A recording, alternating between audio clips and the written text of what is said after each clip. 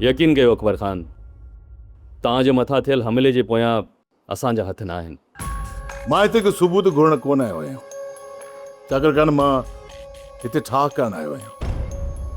हर ॻाल्हि विसारे सिर्फ़ ठाह करण। तमामु सुठी ॻाल्हि आहे अकबर ख़ान।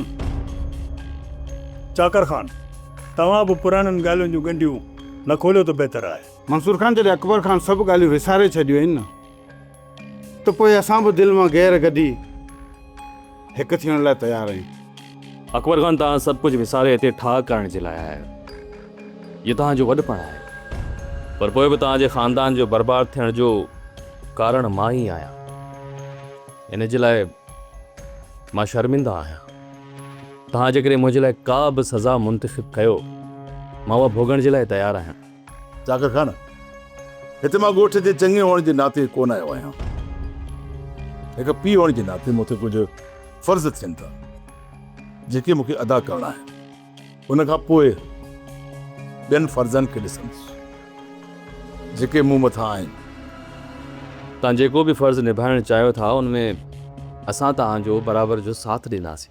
सभ खां पहिरियां दिलनि मां गैर कढी भाकुर पाए हिकु थी वञो त बहितर आहे, ऐं उन खां पोइ हिकु ॿिए जा वज़न खणण में आसानी थींदी।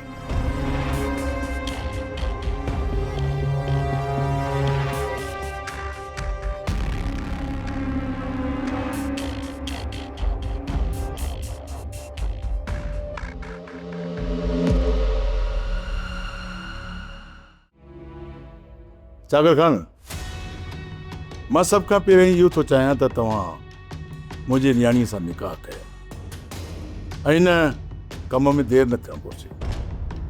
जेका बदनामी थियणी हुई सा त थी वई, बाक़ी जेका बहाना इज़त आहे उहा रहण ॾियो। अॼु राति मुंहिंजी नियाणी सां निकाह करे उनखे इज़त बख़्श ऐं ॿी राति मूं वटि अची सतावड़े ते मूंखे इज़त बख़्श। जेके हथ मुंहिंजी इज़त ॾे कढनि था उहे हेठि थियनि। बसि सिर्फ़ु मां इहो ई थो चाहियां, तव्हां खां ॿियो कुझु बि कोन थो चाहियां। मां वाइदो कयो अकबर ख़ान, तव्हां सां वाइदो कयो। अॼु राति ई तव्हांजी नियाणी सां निकाह कंदुसि ऐं सुभाणे राति असां महिमान बणिजी तव्हां वटि ईंदासीं। महिमान न, चाकर ख़ान, मिट बणिजी मूं वटि अचिणो आहे तव्हांखे। कीअं मूं तव्हां ते भरोसो कयो आहे, तव्हांखे बि मूं ते भरोसो करणो पवंदो। पूरो लहंदासीं अकबर ख़ान, तव्हांजे भरोसे ते पूरो लहंदासीं।